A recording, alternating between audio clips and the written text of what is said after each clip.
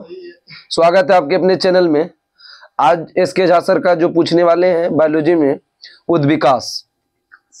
उद्विकास के क्षेत्र में पहला मत देने वाला वैज्ञानिक थे लैमार्क। लैमार्क किस देश के थे? फ्रांस।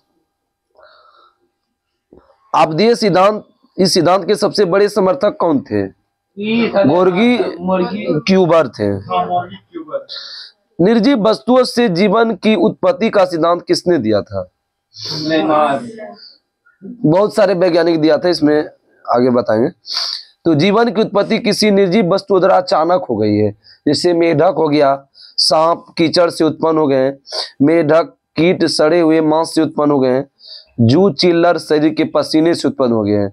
मतलब निर्जीव वस्तु का जो जीवन की उत्पत्ति हुआ है बहुत सारे चीज से हुआ, मेढक सांप कीचड़ से, मक्खी कीट सड़े हुए मांस से।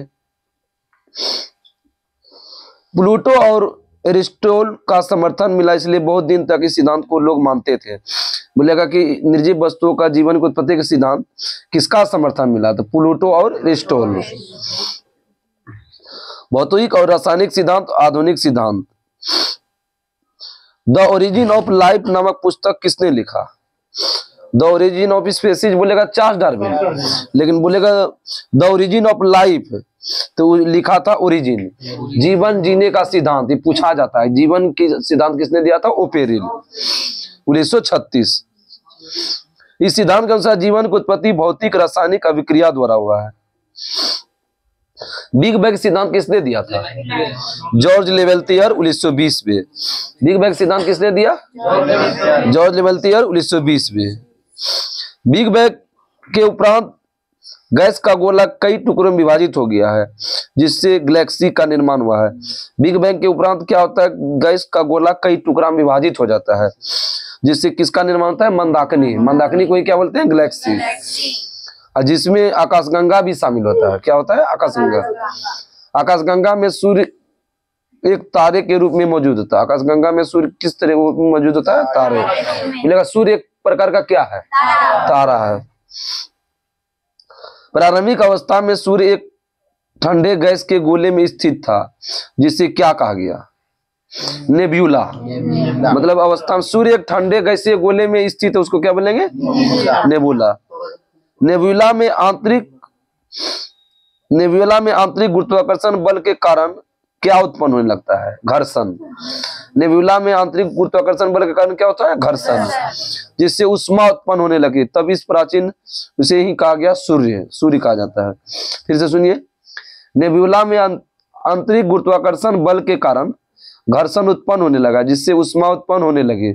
तब उसे प्राचीन सूर्य कहा जाता है, एंशिएंट सन। पृथ्वी के निर्माण के समय पृथ्वी का तापमान कितना था? वही जो सूर्य का तापमान है, 6000 डिग्री सेल्सियस। पृथ्वी के निर्माण के समय पृथ्वी का तापमान 6000 डिग्री से, और सूर्य का इसे बोलता है 15 MC होता है ना, मिलियन डिग्री सेल्सियस। अत्यधिक तापमान होने के कारण पृथ्वी में मौजूद सभी तत्व किस अवस्था में होता है? गैसीय अवस्था में। अत्यधिक तापमान होने के कारण पृथ्वी में मौजूद सभी तत्व क्या होता है? गैसीय। पृथ्वी पर बनने वाला पहला यौगिक क्या है? बहुत इंपॉर्टेंट क्वेश्चन। अमोनिया। अमोनिया तथा जल को माना जाए। पृथ्वी पर बनने वाला पहला यौगिक अमोनिया तथा जल। समय बीतने के साथ पृथ्वी में मौजूद तत्व घनत्व के आधार पर जमने लगे, जिससे पृथ्वी की संरचना का निर्माण हो गया। नहीं बोले, समय बीतने के समय पृथ्वी में मौजूद तत्व घनत्व के आधार पर क्या होता है? जमने लगा। मतलब तत्व क्या जमने लगा, जिससे पृथ्वी का संरचना का निर्माण हो गया। जैसे उससे क्या हुआ? भारी तत्व लोहा बन गया, कॉपर सोना प्लेटिनम चांदी। जमा में क्या क्या बना? लोहा कॉपर सोना प्लेटिनम चांदी। केंद्र में जमा हो गए, जिससे किसका निर्माण हो गया? कोर का निर्माण। केंद्र में जमा हो गया जिससे कोर का निर्माण। भारी तत्व के बाद कम भार वाले तत्व आपस में मिलकर एक आवरण का निर्माण कर गया, जिससे बोलेंगे मेटल। समय बीतने के साथ पृथ्वी मौजूद तत्व के घनत्व के आधार पर जमने लगे, जिससे पृथ्वी का संरचना निर्माण हो गया। अब भारी तत्व कौन कौन बताए? लोहा कॉपर सोना प्लेटिनम चांदी। केंद्र में जमा होने से जिससे कोर का निर्माण हो गया। भारी तत्व से किसका निर्माण हुआ? कोर का निर्माण हुआ। और हल्का तत्व से क्या बताए? Metal. Calcium magnesium aluminium silicon sulphur. Mesozoic काल को किस नाम से जानते हैं? डायनासोर किस डायनासोर फले फूले बोलेगा डायनासोर किस काल में जन्मे थे? मेसोजोइक। पृथ्वी पर विकसित होने वाला पहला प्राणी कौन माना जाता है? जीवाणु है। ठीक है, एर्चिया बैक्टीरिया दिया है, अर्चिया बैक्टीरिया लिखा है, आर्की, हाँ वही आर्की बैक्टीरिया। ठीक है, पृथ्वी पर विकसित होने वाला पहला प्राणी कौन है? Archie bacteria. अलग अलग समय में विद्वानों ने उद्विकास संबंधित तत्व को प्रस्तुत किया। दे देता है लैमार्कवाद सिद्धांत, डार्विनवाद सिद्धांत, उत्परिवर्तन का सिद्धांत किससे है? उद्विकास से, इवोल्यूशन। लैमार्कवाद का सिद्धांत पूछता है, इस सिद्धांत को देने वाला वैज्ञानिक कौन थे? लैमार्क। लैमार्क का पुस्तक का नाम क्या है? पूछता है question. Philosophic zoologic, philosophic zoologic पुस्तक के लेखक लैमार्क। कब प्रकाशन हुआ था? 1809 में। फिलोसफिक जूलॉजिक पुस्तक के लेखक लैमार्क, 1809। जीवों की संरचना में परिवर्तन किस बल के कारण होता है? आंतरिक बल के कारण। जीवों की संरचना में परिवर्तन आंतरिक बल के कारण है। जिस अंग का जीव जितना ज्यादा प्रयोग करते हैं वे उतने ही ज्यादा विकसित हो जाते हैं, तथा जिस अंग का प्रयोग नहीं किया जाता है वे अंग छोटे होने लगते हैं तथा एक समय के बाद समाप्त हो जाते हैं। इसको बोले यूज एंड डिसीज थ्योरी, मतलब प्रयोग एवं अनुप्रयोग। जो लक्षण कई जीव अपने जीवन काल में प्राप्त करता है वह लक्षण उनके बच्चों में स्वतः ही चला जाता है, उसको बोलते हैं उपार्जित लक्षणों का वंशानुगत। बोले कि जो लक्षण कई जीव में अपने जीवन काल में प्राप्त करता है वह लक्षण उनके बच्चों में ही स्वतः चला जाता है, उसको क्या बोलेंगे? उपार्जित लक्षणों का वंशागति। लैमार्क ने अपनी बातों को प्रमाणित करने के लिए किसका उदाहरण दिया था? पूछता है किस जीव का उदाहरण दिया था? सांप और जिराफ का, ये भी पूछा हुआ है। लैमार्क ने अपनी बातों को प्रमाणित करने के लिए किसका दिया था? जिराफ और सांप। लैमार्कवाद का आलोचना था बुद्धिजीवियों के आंख की रोशनी कम हो जाना। आलोचना यही था कि बुद्धिजीवियों का आंख का रोशनी क्या होता है? कम। पलमान के बच्चे का पलमान ना होना, मैंने बोला कि नहीं ऐसा कोई बात नहीं कि जो बुद्धिजीवी होगा आंख का रोशनी उसका कम होगा। अब पलमान के बच्चे ऐसा नहीं पलमाने होगा।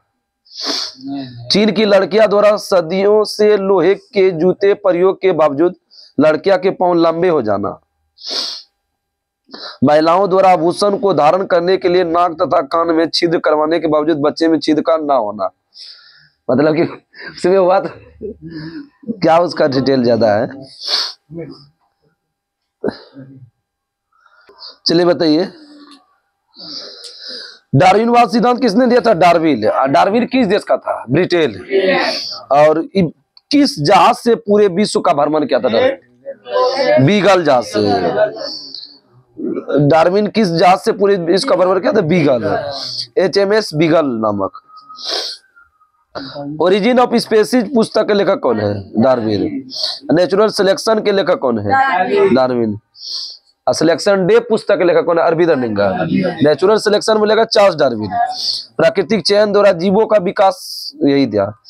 ओरिजिन ऑफ स्पीसीज पुस्तक कब लिखा गया? 1859। डार्विनवाद के मुख्य बातें, जीवों में प्रजनन की अपार क्षमता होती है। पैरामीशियम 1 घंटे में कितना बार प्रजनन कर सकता है? डार्विन का वाद का कथन था, मतलब कि वो नियम में कि पैरामीशियम 1 घंटे में कितना बार प्रजनन कर सकता है? 3 बार। समुद्री मछली एक ब्रीडिंग सेशन में 1 मिलियन अंडे देती है, मतलब कि समुद्री मछली 1 मिलियन अंडा देगा। 1 मिलियन में 10 लाख होता है। सुल्मोन फिश एक ब्रीडिंग सेशन, मतलब ब्रीडिंग सेशन मतलब होता है प्रजनन काल, ठीक है। तो सुल्मोन फिश मतलब प्रजनन काल में 2 करोड़ 80 लाख अंडे देते हैं। मतलब कितना बताए? 2 करोड़ 80 लाख। और इस कोड फिश कितना बताए? 1 मिलियन अंडा देगा समुद्री मछली कोड फिश। मनुष्य की छोटी आंत की परजीवी एस्केरिस एक बार में कितना अंडा देती है? 2 लाख। मनुष्य की छोटी आंत का परजीवी एस्केरिस एक बार में 2 लाख अंडा देती है। स्तनधारी में सबसे कम प्रजनन क्षमता किस पशु का होता है? हाथी का। स्तनधारी में सबसे कम प्रजनन क्षमता हाथी का, जो अपने पूरे जीवन काल में अधिकतम कितने बच्चे को जन्म दे सकता है? 6। स्तनधारी में सबसे पूरे जीवन काल में अधिकतम कितना बच्चा दे सकता है? हाथी बोले 6। सबसे ज्यादा कौन बच्चा देगा सर? क्या बोले बताइए, दे पूरा चीजें बता दिए रे। 2,80,00,000 बताए ना। अति सेलमोन फिश एक ब्रीडिंग प्रजनन काल में सेलमोन फिश, और कोड फिश बताए 1 मिलियन 10 लाख, सबसे ज्यादा वही बताए। हाँ, सबसे अधिक विविधता कौन सा जनन लाता है? लैंगिक जनन। 3 दिन लगातार क्वेश्चन हो रहा है। लुप्त होने के कगार पर मौजूद प्राणियों की सूची क्या कहलाता है? Red data book. Red data book कौन जारी करता है? IUCN। उत्परिवर्तनवाद का सिद्धांत किसने दिया था? Hugo de bridge. उत्परिवर्तनवाद का सिद्धांत ह्यूगो डी ब्रिज। उत्परिवर्तनवाद के सिद्धांत इवोल्यूशन अचानक से घटने वाली घटना है, अर्थात जीवों के स्वरूप में परिवर्तन उनके DNA अचानक परिवर्तन के कारण होते हैं। इन्हें ही बोलते हैं सडनली एंड जार्की प्रोसेस। पूरा इंग्लिश में दिया।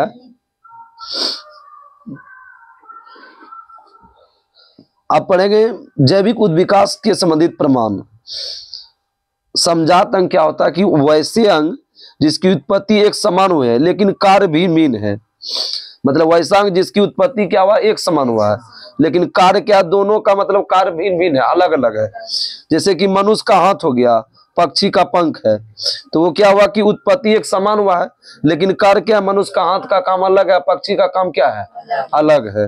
कार्य मतलब दोनों का अलग है, लेकिन उत्पत्ति जो है एक समान हुआ है। जीव वो भी वो चीज एक साथ हुआ है। चमगादड़ के पंख और चमगादड़ के पंख, व्हेल के फली पर जैसे मछली तैरती है, अकशेरुक के हृदय, ये सब क्या हो? समझात अंग। मेन देता है कौन वाला? ये देता है कि चमगादड़ के पंख, पक्षी के पंख, मनुष्य का हाथ, ये सब क्या है? समझात अंग। क्या हुआ? वैसे अंग जिसकी उत्पत्ति समान हो, काम अलग अलग हो, उसको क्या बोलेंगे? समझात अंग। उत्पत्ति समान, काम अलग अलग हो, समझात। और समरूप हुआ कि वैसे अंग जिनकी उत्पत्ति अलग अलग, उत्पत्ति क्या बोले? अलग अलग हुई, लेकिन एक ही कार्य संपन्न करते, उसको क्या बोलेंगे? समरूप। कार्य एक रूप होगा तो समरूप हो, और कार्य अलग अलग होगा समझात। मेन यही तो, कार्य अलग अलग तो समझात, और कार्य एक साथ होगा तो क्या होगा? समरूप। कार्य एक ही संपन्न होगा तो क्या बोलेंगे? समरूप। पक्षी के पंख तथा तितली के पंख, ये क्या है? समरूप अंग। तो कार्य क्या है? समान है। पक्षी के पंख तथा तितली के पंख दोनों क्या है? समान है। दोनों मतलब उड़ सकता है। मधुमक्खी के डंक और बिच्छू के डंक समरूप है। पक्षी के पंख तथा तितली के पंख क्या है? समरूप। और मधुमक्खी के डंक और बिच्छू के डंक समरूप। और ये बताएं कि मनुष्य का हाथ, पक्षी के पंख समझात, चमगादड़ के पंख, व्हेल के फली पर समझात ही है। और मेन ये देता है पक्षी के पंख तथा तितली के पंख, मधुमक्खी के डंक और बिच्छू के डंक समरूप। सजीव और निर्जीव के बीच की कड़ी किसको बोलते हैं? वायरस। सजीव और निर्जीव के बीच की कड़ी वायरस। अब पादप और जंतु के बीच की कड़ी यूग्लिना। यूग्लिना किस जगत में आता है? प्रोटिस्टा। यूग्लिना आता है प्रोटिस्टा।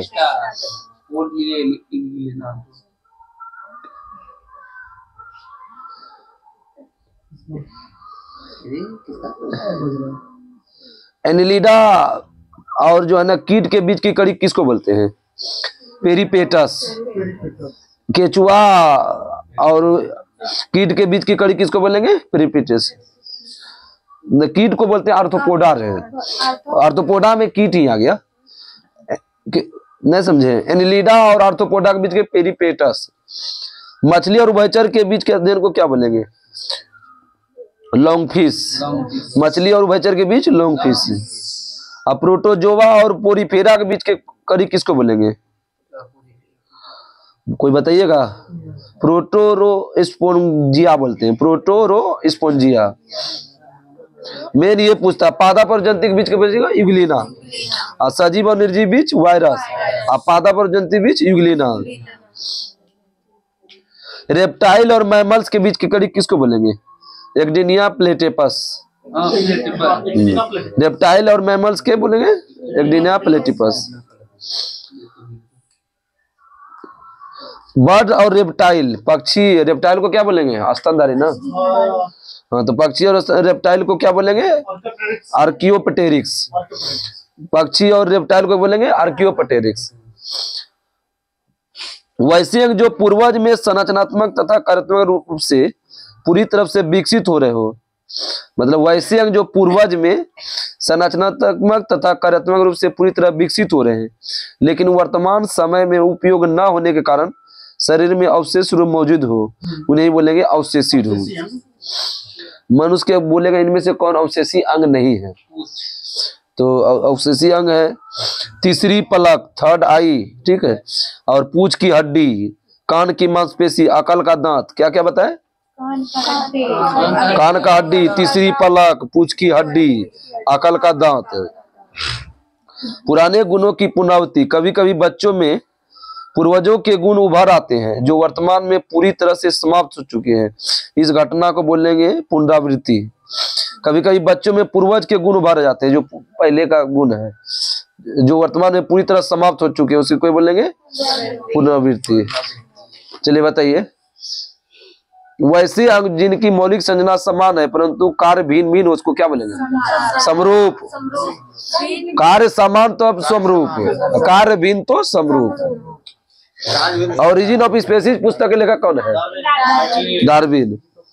जीवन की उत्पत्ति के बारे में ओपेरिन का सिद्धांत संबंधित है किससे? रासायनिक विकास। जीवन की उत्पत्ति किसने दिया? ओपेरिन। प्रजातियों की व्यक्तिगत संख्या को बनाए रखने और उनके विलोपन को रोकने के लिए कौन सा आवश्यक है? प्रजनन। मानवीय विकास के संबंध में हाल ही में खोज की गई कड़ी कौन सी जीवाश्म की खोज है? होमो नलेडी। मानवीय विकास संबंधित कौन खोजी गई कड़ी कौन सा जीवाश्म की खोज है? होमो नलेडी। जीवों द्वारा जीने के लिए और आर्थिक वंश वृद्धि के लिए बेहतर अनुकूलन वातावरण बनाने की प्रक्रिया क्या बोलते हैं? मतलब जीव द्वारा जीने के लिए और अधिक वंश वृद्धि के लिए, मतलब ज्यादा वंश को वृद्धि करे तो अनुकूलित वातावरण बोलेंगे प्राकृतिक चयन, नेचुरल सिलेक्शन। तो इसके सिद्धांत किसने दिया था? डार्विन। होमो सेपियंस के रूप में वर्गीकृत के प्रारंभिक होमिनाइड किस युग के थे? Crow Magnon. नहीं समझा? ये वाला प्राकृतिक चयन मतलब जीवों द्वारा जीने के लिए अधिक वंश का वृद्धि करना, अपना वंश को बढ़ाना ही कहते हैं इसको नेचुरल सिलेक्शन, प्राकृतिक चयन। होमो सेपियंस के रूप में वर्गीकृत प्रारंभिक होमिनाइड कौन युग का था? Crow Magnon. मनुष्य का आनुवंशिकी पता किस सभ्यता से पता चला है? मतलब कौन सा हाथी से? मतलब कि क्या बता किस महाद्वीप में? अफ्रीका महाद्वीप। मनुष्य का आनुवंशिकी पता लगा था अफ्रीकी मूल से। किस युग के दौरान डायनासोर फले फूले थे? मीसोजोइक। Dinosaur Mesozoic. ये सब खूब पूछता है क्वेश्चन कि वह विचार की नई प्रजाति का विकास उनके परिभाषित परिवर्तन के कारण हुआ है। कौन सा होगा? उत्परिवर्तन। परिवर्तन के कारण उत्परिवर्तन। उत्परिवर्तनवाद सिद्धांत किसने दिया? Hugo de bridges. कौन प्रजातियों की संख्या को बनाए रखने और उनकी विलुप्तता को रोकने के लिए आवश्यक है? प्रजनन। 19वीं शताब्दी में किसने प्राकृतिक चयन द्वारा प्रजातियों का विकास का सिद्धांत दिया? डार्विन। प्राकृतिक चयन द्वारा प्रजाति का विकास, डार्विन। विकास का सिद्धांत किसने दिया था? डार्विन। विकास का सिद्धांत डार्विन। जैविक विकास को किस नाम से और जाना जाता है? प्राकृतिक चयन। विकास का सिद्धांत किसने दिया था? डार्विन। जैविक विविधता का आधारभूत स्रोत क्या है? उत्परिवर्तन। जैविक विविधता का आधारभूत स्रोत उत्परिवर्तन। मनुष्य को के क्रम विकास का अध्ययन इंगित करता है कि हम सभी एक प्रजाति संबंधित है किस मतलब कि महाद्वीप से? अफ्रीका। मतलब कि मानव का जन्म काल किस महाद्वीप में हुआ? अफ्रीका। किस वैज्ञानिक ने द थ्योरी ऑफ इवोल्यूशन का प्रतिपादन किया था? The theory of evolution, Charles Darwin. आगे बताइएगा। विकास का सिद्धांत हमें बताता है कि कैसे जीव सरल से अधिक जटिल रूप से विकसित हुआ है। वो किसने दिया था? डार्विन। विकास का सिद्धांत क्या बताता है कि कैसे जीवन सरल से अधिक जटिल रूप से? डार्विन। किसने सुझाव दिया कि जीवन सरल अकार्बनिक अणुओं से विकसित हुआ है। हाल्डेन। तो कार्बन किसने सुझाव दिया कि जीवन सरल अकार्बनिक अणुओं से विकसित हुआ है? हाल्डेन। अकार्बनिक कार्बनिक है? अकार्बनिक अकार्बनिक हाल्डेन अजैविक रे। हाल्डेन। आगे बताइए कि विकासवाद संबंधित प्रमाण प्रदान करता है जीवाश्म। जीवाश्म का अध्ययन क्या कहलाता है? वही मार्कोलॉजी। पैलियोंटोलॉजी।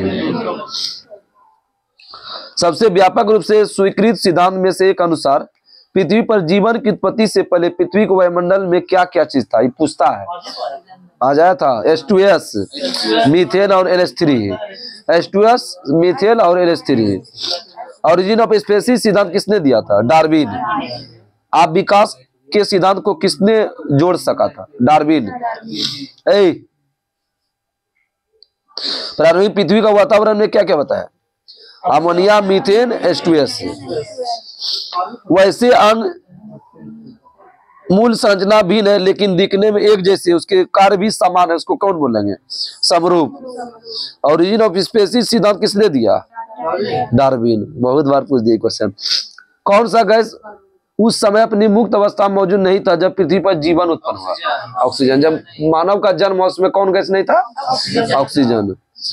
लॉबस्टर की पूंछ और व्हेल का फाल कैसा अंग है? समरूप की समजात? समरूप। लॉबस्टर की पूंछ और व्हेल की फाल समरूप। विकासवाद का सिद्धांत किसने दिया था? डार्विन। जीव विकास को सर्वप्रथम किसने समझाया था? लैमार्क। समझाया लैमार्क। विकास सिद्धांत दिया डार्विन। और विकास के उत्परिवर्तनवाद सिद्धांत किसने दिया था? Hugo de bridge. वर्तमान प्रमाण के अनुसार पृथ्वी पर जीव का उद्भव कितने वर्ष पहले हुआ है? पृथ्वी पर 2 अरब वर्ष पहले। पृथ्वी पर जीवन का उद्भव कितने वर्ष पहले? 2 अरब। 2 अरब में कितने जीरो होते हैं? 9 जीरो। पूछता है कि अरब में कितने जीरो? 9 जीरो। ये सब जानना जरूरी है, कल सब बताएं रे। पृथ्वी पर सबसे पुराना जीव कौन है? नील हरित शैवाल। पृथ्वी पर सबसे पुराना जीव नील हरित शैवाल। या उधर बताए थे आर्की बैक्टीरिया।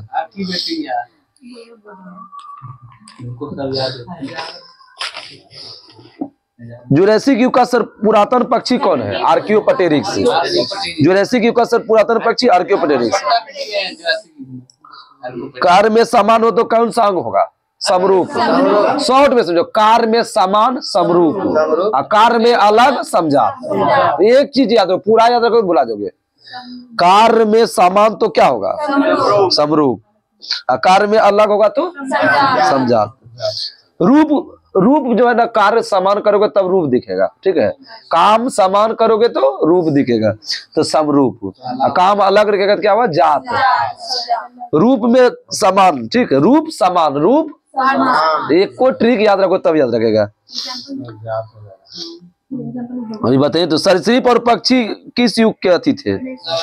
आर्कियोप्टेरिक्स। मैमथ का पूर्वज कौन पशु है? मैमथ का हाथी। मैमथ का पूर्वज डायनासोर फले फूले किस युग में? मेसोजोइक सरीसृप। मेसोजोइक सरीसृप। डायनासोर रहे थे मेसोजोइक।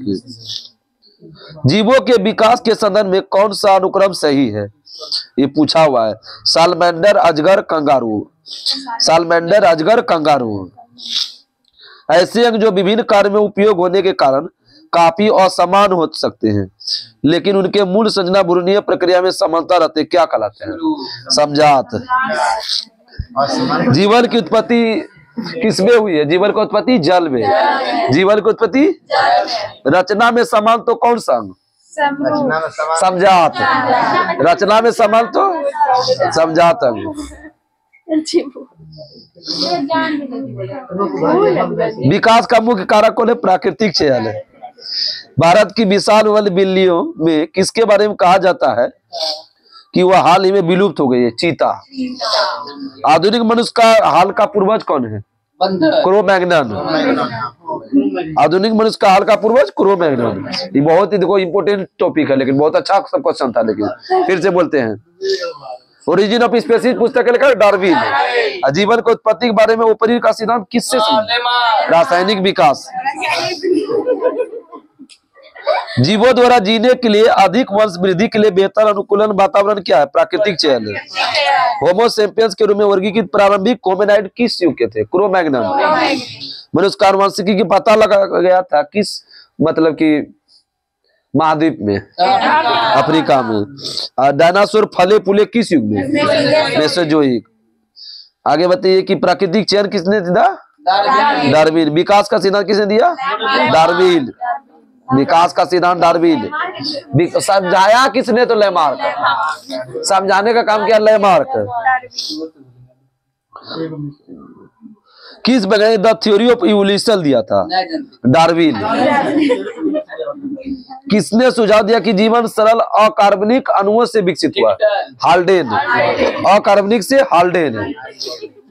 जीवाश्म का अध्ययन क्या कहलाता है? पैलियोंटोलॉजी। ओरिजिन स्पीशीज पुस्तक का लेखक कौन है?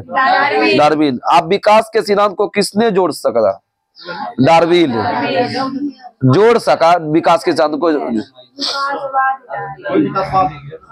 प्रारंभिक पृथ्वी का वातावरण में कौन कौन चीज था? अभी बताया। वातावरण में